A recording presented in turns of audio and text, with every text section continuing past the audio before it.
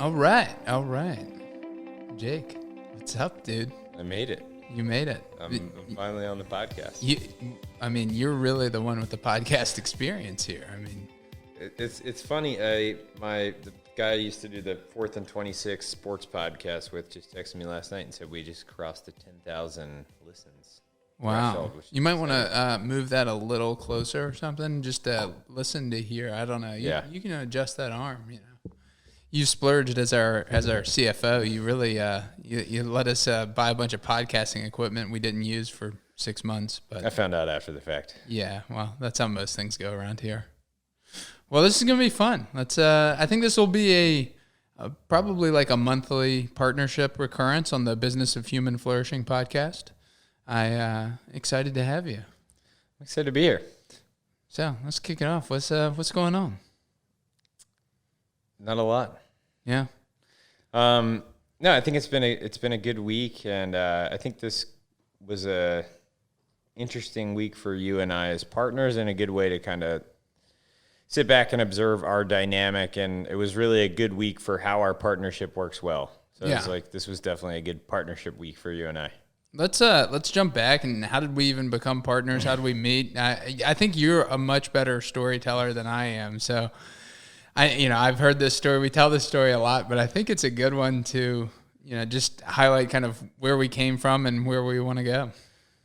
Sure. I will. Happy to jump in. So I met Tripp at the United States Military Academy, which is more commonly known as West Point.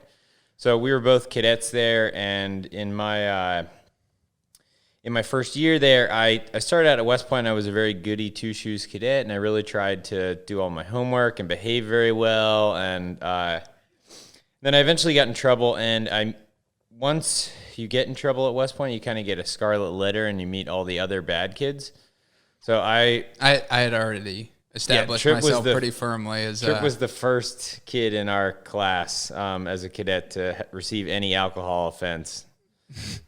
3 weeks in. Yeah, so everybody knew him at West Point, and I kind of got like shepherded to. They're like, okay, you're a bad kid now. You have to meet the king of the bad kids. And I had this like arranged meeting with Tripp. And then once you get in trouble, you have to do this punishment they call walking tours, where you essentially put your whole parade uniform on and you just walk back and forth in the prison yard. And most kids like get out of West Point doing 0 walking hours, and Tripp and I both had in the multiple of hundreds. So once you get out on that yard just walking, you just spend a lot of time, cynical and jaded, hanging out with the bad kids, not, happy that you're there. But then Tripp and I think what was cool about our friendship there is we eventually became more of academic friends. So you and I became econ majors, and once you kind of get into your majors at West Point, your friend groups really tighten up, and it becomes more about that. So I think you and I certainly ended on a positive note before I got kicked out, where we were doing a lot of econ problem sets together and having fun nerding out in that department. And then, over the years, Tripp and I have always had a totally separate life, where he was in the Army and I was in the civilian world. But what's interesting about us is a lot of our big decision points in life happened at the same time. So kind of as you were getting into the yoga and meditation, I was really getting into 12-step recovery. When you were going to law school, I was pursuing this lengthy certification in finance called the Chartered Financial Analyst Program. So it was like we were always trying to do the same stuff at the same time, but in a different arena. And then in terms of Green Hill, I was running this mango farming company in Cambodia, and then I came back to the States and was kind of an entrepreneurial free agent. And it's fun. It's so fun to think back on those early days. Like I started flying down to Green Hill as a consultant, and I don't think I realized at the time that I had stepped into quicksand, but and that's just the type of guy Tripp is. Like when he finds a guy in his orbit and he wants him to be a part of the team, like there's no getting out. And that's how like Matt O'Connor and Wendy and like we've gotten all these awesome people to join Green Hill because Tripp tricked them months and months before and they didn't realize it. So I'm definitely in that camp. So I started out as a consultant and here we are. Now I moved down here and I'm a full-time partner, a full-time employee at Green Hill. It's been a heck of a ride. Yeah, I think one of the interesting things for us is just the partnership journey. And we the reason you came down, and maybe I'll tell part of this story, but we started out, like you said, coming down as a consultant because really you were coming down to consult because I had partnership issues at the time. And I really didn't know what to do. And you had a whole lot more kind of business experience. And whether we get into that today or another podcast, you've had a lot of entrepreneurial experience. And I really looked up to kind of what you had done. And, I think we were always pretty well aligned on what we kind of wanted to see out of life. I think we've just viewed the entrepreneurship path as a lot more than making money, but a way to, have some freedom, autonomy, and just get what we want out of life, and just the kind of curiosity we have about how different things work, how you can set up sustainable organizations. So, my original co-founder at Greenhill and I just didn't really mesh very well. So you were initially coming down just to help me figure out, how to move forward. We were trying to kind of negotiate a deal where I was, the minority partner, but had already taken over the role as CEO. But we were just having some friction, kind of, especially around the finance department, which is the first thing you really took over, even as a remote partner. So anything you want to highlight on just that? What was it like to come down and triage what was going on between partners that wasn't working? Yeah, that was a very interesting experience and time in Greenhill's history. I think for me, so I had been a part of a lot of different partnerships, particularly in the real estate. So I've always done real estate investing, kind of, dating back to when I had a finance career. And real estate is always like you grab 2 or 3 of your buddies, you form an LLC online, and you just start buying properties. So I'm still in some of these, but I've been in a bunch of these little partnerships along the way.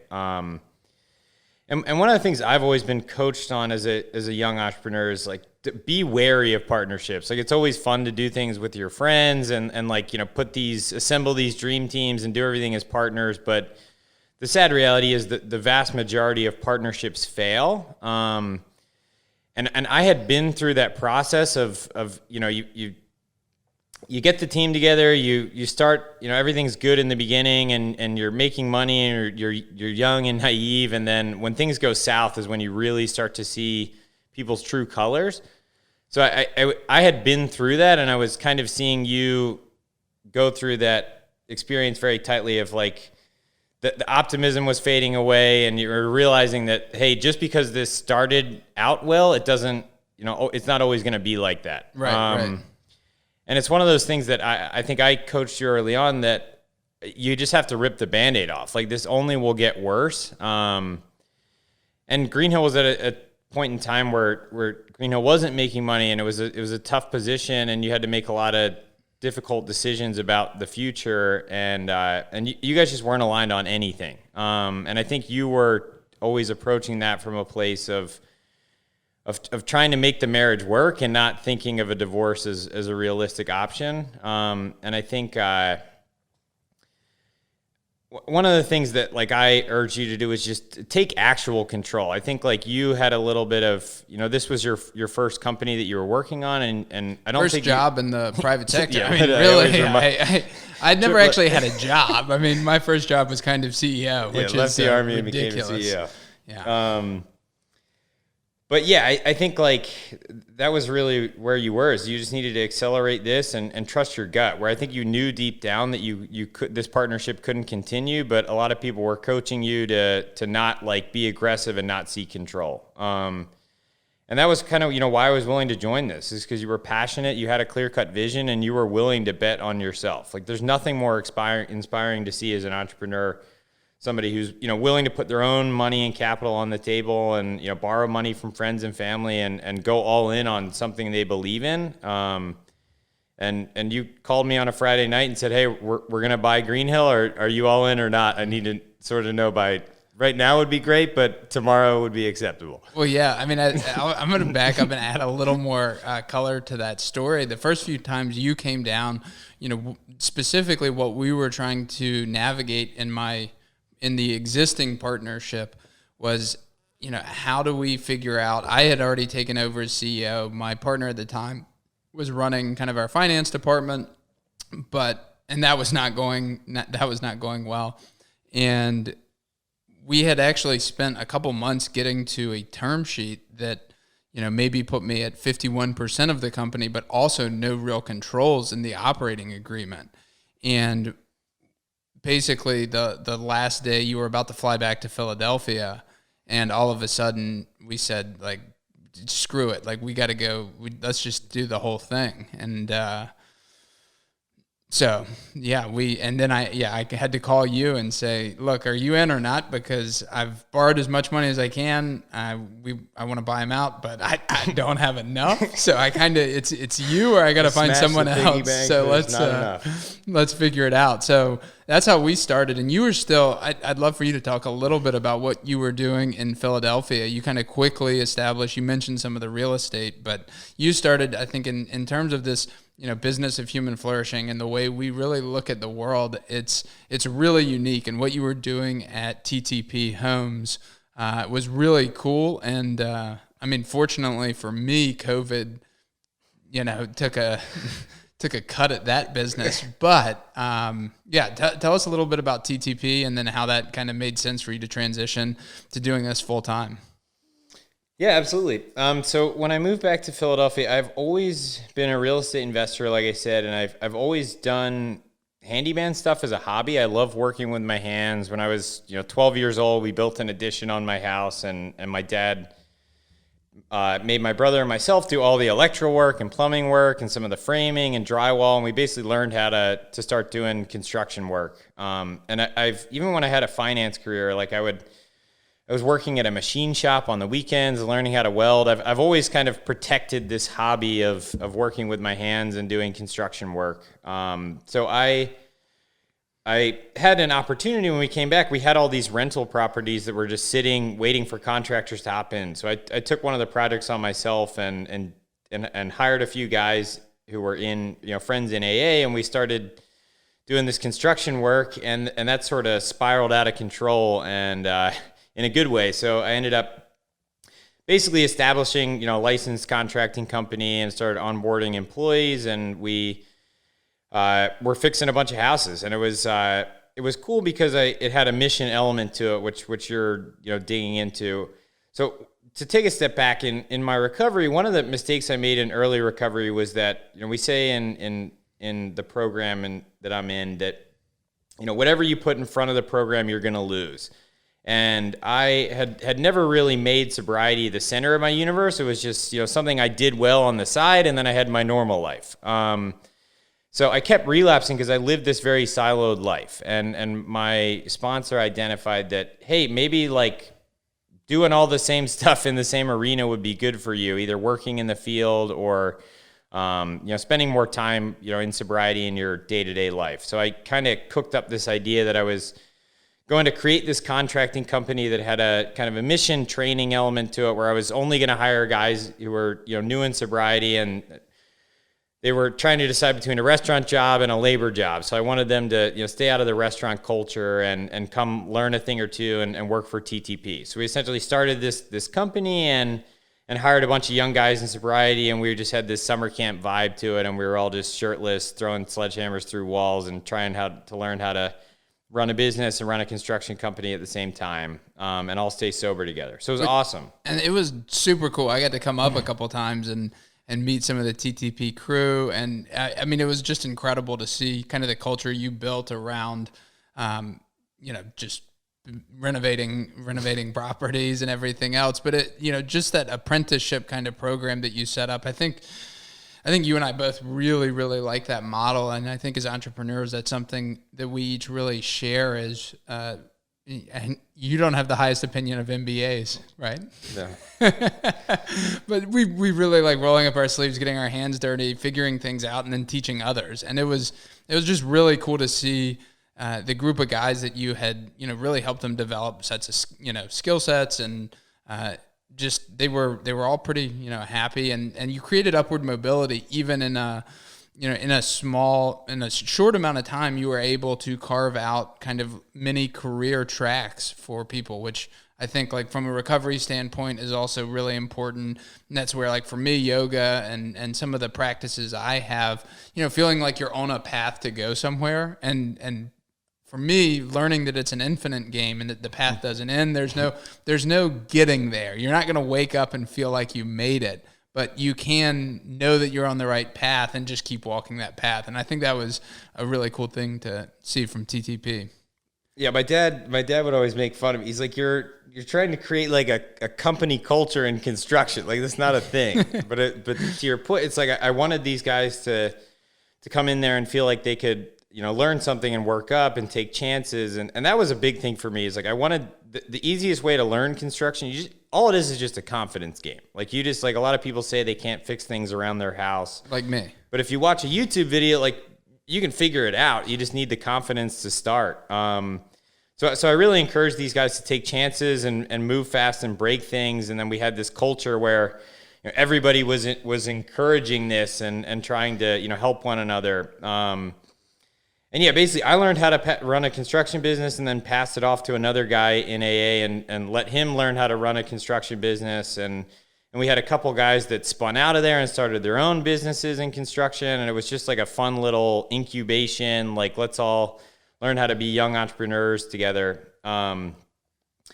And as you pointed out, so when COVID started, there was a shutdown in everything construction related, and basically the real estate markets ground to a halt. So we used to be able to acquire properties pretty easily, and then we couldn't. So we didn't have any jobs, and we weren't allowed to do construction work anyway. So I sort of started working for Green Hill full time in the early days of the pandemic, and then that kind of forced me to hand the rest of the contracting company off, and I kind of made it an ESOP on the fly, like an unofficial, like I gave basically what's an ESOP in case someone doesn't know? An employee stock ownership program. Mm-hmm.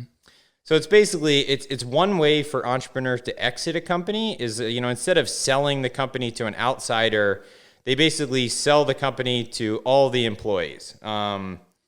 And you can kind of earn into it. So there's different structures in that arena. But so I basically started giving ownership of the company to all the guys that had reached that supervisor level, and then let them run with it. And I just provided, mentoring and bookkeeping and some of that back, in behind the scenes support. But yeah, I think that's something you and I connected on, early, is that like when we distilled it down, like our professional passion is, building something and then being able to help other people build something. Yeah. So it's like, Green Hill and TTP were both these, in different arenas, but they were platforms for us to create this ecosystem where other people could then accomplish their dreams. And that's like really what I think sets us apart as entrepreneurs. Is it's not about creating for our own sake. It's creating for other people's sake. And a lot of people look down on that, and they always everyone always makes fun of us for not trying to make money. They're like, you guys spend all this time doing for other people, and like you really should be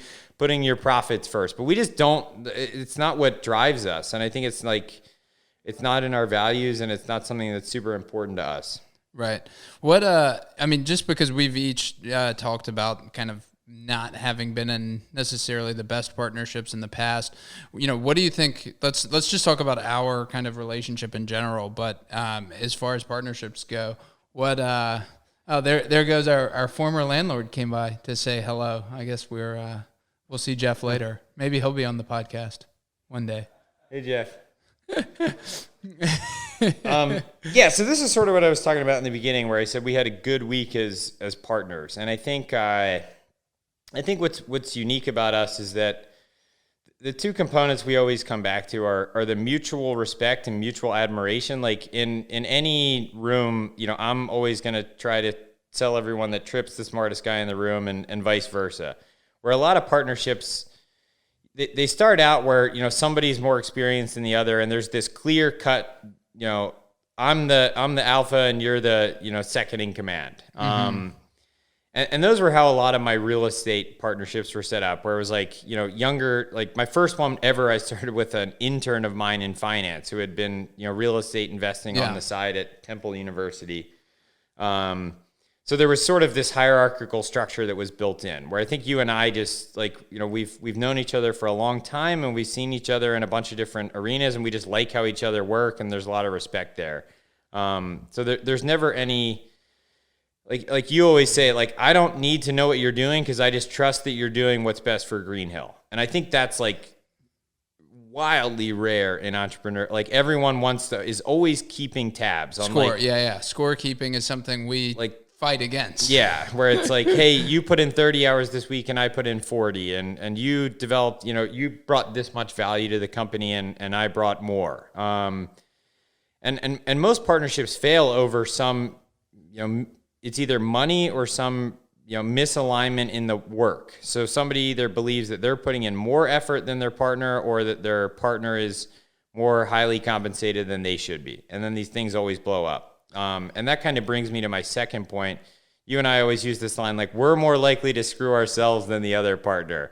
Where it's so fun when Tripp and I have compensation discussions, like we're both trying to nudge each other. It's like, but you should take a little more. And he's like, no, but I don't want to take any more until you take more. And then we never, and then all the money stays in the bank, and then we're like, we never pay ourselves. And our significant others aren't always the happiest with us, but fortunately they put up with us. So yeah, I think that's like, and that's goes down to our DNA. Like you and I are just individuals that we want to put others before ourselves, and we want to,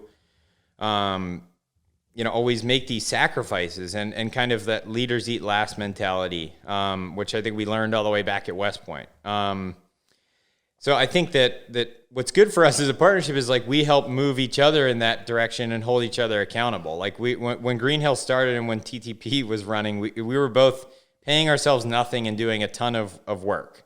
And go ahead. And yeah, it's just like and we both, in our own arenas held each other accountable to, hey, you gotta pay yourself to keep this train going. And now we've just combined and we're holding each other accountable to actually take care of ourselves.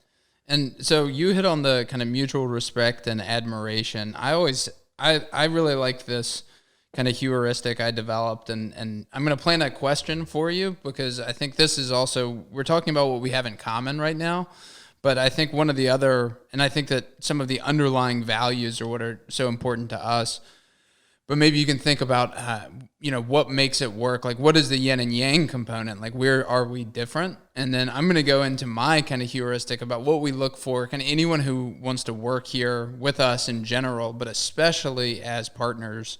I always think of this as kind of three components, your values, your intellect, and your work ethic. And that you and I have always been, really aligned on that. Like what we wanted to get out of not just kind of our business or professional lives, but, we're both pretty curious, interested people. We do have I think a pretty good match. I would argue till the day I die that you are the smarter one, but we both, enjoy that kind of side of things, and we both just work hard. And so between those three, being aligned on our values, our intellect, and our work ethic, I think just makes it natural. You talked about like not keeping score, and I think it's because of that combination of those three elements that we always trust that the other person's doing the right thing. And if they're not working, maybe they needed to take some time off. Like speaking of things we have to hold each other accountable for. Take some breaks. And so that's been once I really understood that the scorekeeping, because I think we all sometimes slip into scorekeeping. But once we started articulating that more and making sure that we met on a weekly basis just to kind of rehash what was going on, that's when things for us became just like very peaceful in a sense. Like we can have a lot of fun, get excited, but there's just like hasn't been much drama. Like we had way more drama early on, and there were still not, like it was never a problem, but it's just now it's kind of like funny. But yeah, I like the three things that you brought up. The first one I'll dig into is work ethic, and I think again, like that's something that dates all the way back to our time at West Point. Is we were just grinders. And I always laugh. So when I was living in Philadelphia, I was seeing a therapist weekly, and whenever I would come down to Raleigh, she would immediately know it. Like I would come back in the seat, and she'd be like, "Must have been a Raleigh week," And what was so comical about that is because I would literally fly down to Raleigh, and Tripp and he would pick me up at the airport, we would high five, and then we would just work 16-hour days until they dropped me back off at the airport.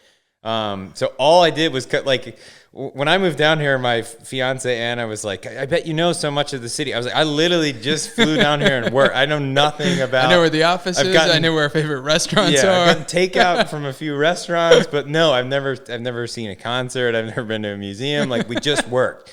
And I would come back from those trips, like having, worked our tails off, and I was like, fulfilled. And I came back and I would go back to the therapist, and she could just see this. I was glowing from working so hard. And it really felt like a retreat for me. And I think, you and I have always connected on, like, we take pride in our work and we like to work hard. Like, it's a big part of our identity.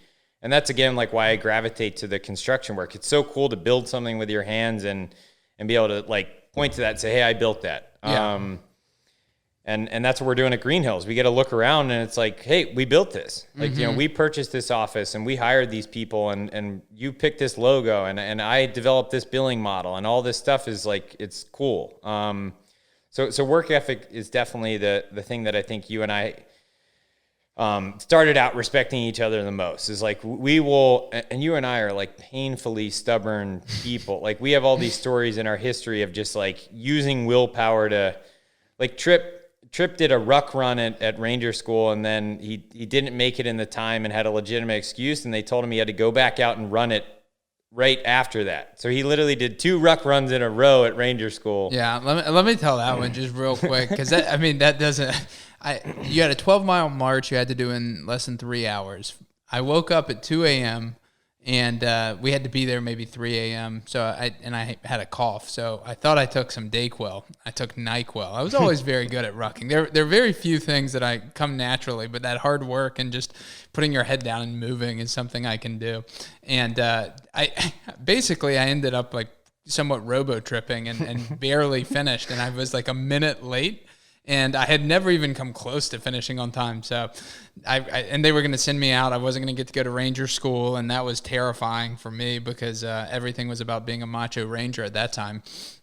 And so I had to go back out and, I had to go back out and do another 12 miles an hour after failing the first time and finish that, and my boots were soaked with blood. And, so thank you for pointing that one out. I forget about that one. So it's just like you and I have little stories like that, peppered throughout our history, where we just like refuse to say no, and we just keep going forward. And I think that's kind of that like West Point military mindset, which I think you and I have brought to our entrepreneurial career. So that's touching on work ethic. Like intellect, I think what's unique about you and I is that we both have very complementary skill sets that wow one another. I can build a financial model, but I could not ever, like, if you asked me to make a logo, I would just write something in Comic Sans and say, here's our logo. So you have this, very brilliant marketing mind and a branding mind. And I think what's cool about your skill set is you can make everything into a narrative, and you can see this like huge, big picture and see like an entire industry in a field and figure out how to distill everything down into a story and a narrative. And you're also a phenomenal long-term thinker. So I think you can see things that most people can't. And that has always wowed me. And my ability to like, make things work in a number sense and marry strategy with numbers is a skill set you don't have. And that kind of wows you. So I think that's, great for the intellectual side, is that we truly have complementary skill sets, and I couldn't do any of the stuff you do. But and that's not true, because I also think one of the things we've learned is we actually can do most of the stuff the other one can do. Like even the stuff that is my unique. Good, I know. But I got to say, like it's like, again, this is kind of the narrative or the caricature that we play, right? Like Tripp's just the guy who goes out and talks to people. But then I want Jake there talking because he's way more impressive, right? And then, same thing. Like I actually can do financial modeling fine. I mean, not like Jake, but, we do have a lot of the same skills, but I think what's cool about us too is like we really encourage the other person to go do what they're good at and what they enjoy. And that's goes back to like the not keeping score. I mean, I just think that that's been one of the really powerful things is wherever one of us has a comparative advantage, like the other one's just like, just do it and get back to me when you're done. Like we're not going to check on each other every couple minutes and see how the progress is going. We're just going to assume that the other person's doing the right thing. Yeah. And yeah, the last thing you touched on was values. And I think this is really important for me because I had always kind of done this, but not knew that I was doing it. Like I was sort of living a life based on my values, and a lot of that was grounded in my recovery. But I think that, you know, as your partnership failed, you know, in your early days in Green Hill, I think you came out of that realizing that it never would have worked in the beginning because your values were totally misaligned. Mm-hmm. So before we, you know, went on this partnership journey, that was something that you challenged me on, and then challenged the entire Green Hill team on. Is like, you know, values are something that matter, and we're going to create these corporate values, and it's going to be grounded in our individual values, and this stuff is going to mean something. It's not just like a frame poster hanging on the wall. It's going to be something. Enron had values too. Yeah. Enron had a great mission statement. So yeah, I think that was like, I had never really, you know, deliberately set out to uncover and you know, look at my values and write them down. And I think it was like you and I did that, and we realized that we actually were aligned on values. And that's something that I think we go back to. It's like, you know, whenever you brought up how we never have conflict, but we do. But what's nice about it is we sort of resolve, like the values are the mediator, or it's like, you know, if we have to you know, enter into conflict, we sort of use the values as the referee, and that those are kind of the guidelines that, you know, where we argue from, it's always grounded in that. So I think the fact, you know, our values are aligned, and we keep that in check, and we try to ground things in that. I think it's great. It's like, you know, a lot of people, you know, an operating agreement is kind of the blueprint for how you're going to run your business, but you know, we have values first and an operating agreement second, if we even have one. I can't remember. I think we did. I think we had to update it for like the SBA or something at some point. Toby, let us know. Well, we've probably only got like 5 more minutes. Anything you want to hit on? I think we'll save kind of what's going on around here and some of the new opportunities we're interested in probably for next time. But just as far as our partnership goes, anything you want to hit on or questions you've got, I guess, for me? No, well, what I was kind of building up to was just like, this week was a week where like you and I, like, and you kind of touched on it earlier, but just the curiosity, like when we are given the room in this partnership to do the things we are good at and kind of, get out there and just work on the things that we want to work on and be given that autonomy, like good things happen. And that was just this week was a good example of like you and I coming together at the right times, but you and I also doing our own thing and having that trust at the right times, and like, you know, dividing and conquering and bringing back, you know, a lot of potential opportunities to the business. So yeah, it's just, I love working with you. It's a fun dance. What, as we wrap up, what some quick hits, if you're, you know, a young person, maybe you're in college, graduating college, or looking to get into entrepreneurship, kind of what are some of your quick hits, top pieces of advice for someone who wants to go down this very potentially scary path? But, you know, what do you say? You've done this in Philadelphia, North Carolina, Cambodia. I mean, you're the king of talking about this, but it's very applicable. Is just get mentors. Like the easiest, like what took me a while when I became an entrepreneur.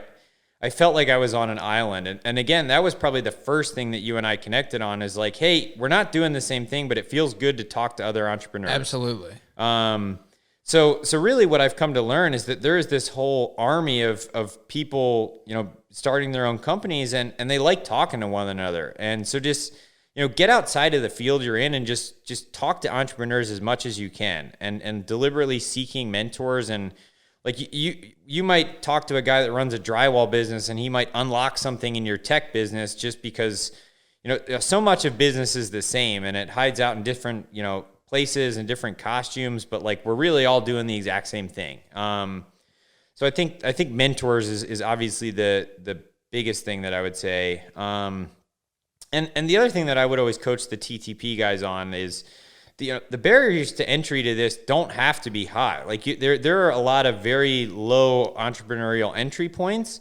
and to kind of piggyback on that, you know, universal business language is like, you can start like an at-home, you know, photography business or e-commerce business or like a small trade-based business, and learn those skill sets that build up to the next big thing. So that's something that I coach a lot of these Green Hill guys on, is like, if you eventually want to own your own business, like try to start as small as you can and start learning these lessons. And the biggest lesson you can learn is just that fear of failure stuff, where, I mean, you hear that all the time in entrepreneurs, but how many times these big successful guys have failed? And I think, like, just getting yourself out there and building that muscle memory, like what West Point did for us is it gave us really thick skin. Like, we could, fail and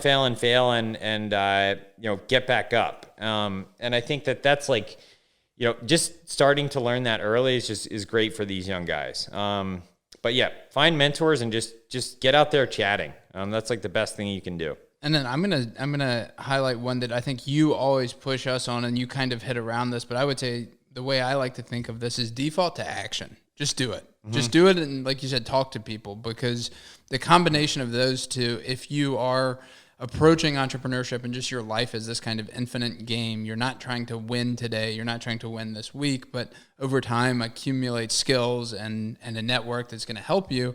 People do want to help you. Like, that's the other thing. I think entrepreneurship can feel like you're on an island if you don't reach out to other people. But there are a lot of people who are interested. Once you've made it, like, you spend a lot of time, I spend a lot of time trying to, mentor the next generation already, even though, most of the time I'm trying to get mentorship myself. But there's just a really nice kind of entrepreneurial ecosystem, but you never can tap into it if you don't start. Mm-hmm. And I think that's the thing. A lot of people are looking for the perfect opportunity, something that is exactly what they want. They think they're going to want to do this for the rest of their lives, and that's just not true. And the more we learn, the more we grow, the more we realize we want to do different things. But just getting started, I mean, it's better to start a pressure washing company, instead of looking for, Fortune 500 company you can, do an LBO on, and mm-hmm. because you want to be the king of the world. I don't know. So default to action and find mentors. That's what we got. Yeah. And keep a good, open dialogue with your partner, and make sure that you're not just talking about business. I think one of the things I would want to end on is, because this podcast is the business of human flourishing, I think in a partnership, one of the most important things is that we are, as entrepreneurs especially, bringing our whole selves to work. And that's scary. Like, we don't get to silo off different things. So if we're stressed about money, whether it's personal or, the business accounts, that's going to come to work. If we're struggling with significant others, anything like that, we're not giving them enough time. We're, not prioritizing what we need in our recovery or in life. If we're getting kind of out of balance, those are all things that affect our partnership and everyone who works with us. So, just having those really candid conversations around what's going on. So get mentors, default to action, and have candid conversations. This was fun. Yeah. We'll do it again soon. Yeah. Will you join me again, please? I'd be happy to come back. All right. Thanks a lot, Jake. Thanks for having me.